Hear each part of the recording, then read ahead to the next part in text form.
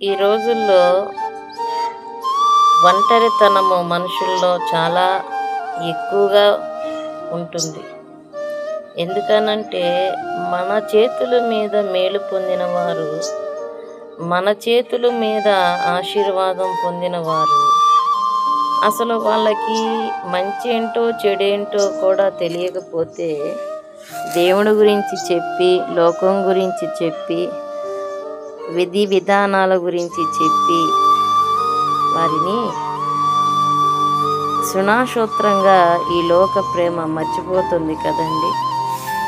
కానీ దేవుని ప్రేమ ఏమంటుందంటే హెబ్రీలకు 13:5 అధ్యాయంలో నువ్వు ఒంటరివై ఏడుస్తున్న నీ కన్నీరు నేను చూశాను.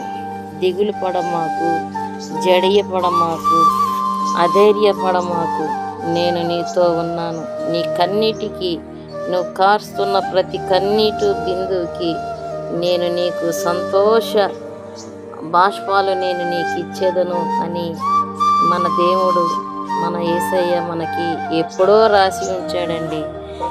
ఇప్పుడు మహా అయితే కొన్ని తరాలు చూసాం, కానీ నీలో తలంపు పుట్టకు మునిపే నిన్ను ఎవరు దూషించాలో, నిన్నెవరు ద్వేషించాలో, అసలు నీ జీవితం ఏంటో దేవుడు ముందే తెలిసి ఉన్న, సమస్తం తెలిసిన దేవుడు ఏమంటున్నాడంటే, నీవు కన్నీరు విడుచుట నేను చూసి తిని, భయపడమాకు, దిగులు పడమాకు, నీవు ఒంటరిమని అనుకోవద్దు.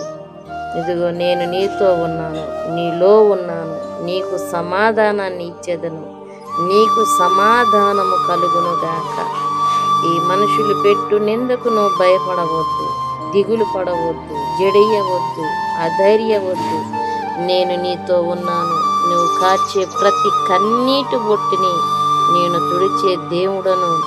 నీకు నేనుండగా నీకు విరోధి ఎవరు అని ఈ యొక్క ఉదయకాలంలో దేవుడు మనకి ఎంతో గొప్ప వాగ్దానం ఇస్తున్నప్పుడు మరి మనం ఎందుకు భయపడాలి?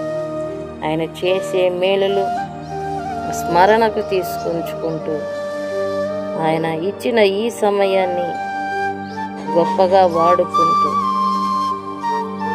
యేసుని గురించి తెలియని వారికి తెలియపరుస్తూ ఆయన చేసిన, నా ప్రాణమా యెహోవాను స్తుతించుము, ఆయన చేసిన ఉపకారములు దేనిని మరువకు, యెహోవా ఉత్తముడనే రుచి చూసి తెలుసుకోమంటున్నాడు. మనుషులు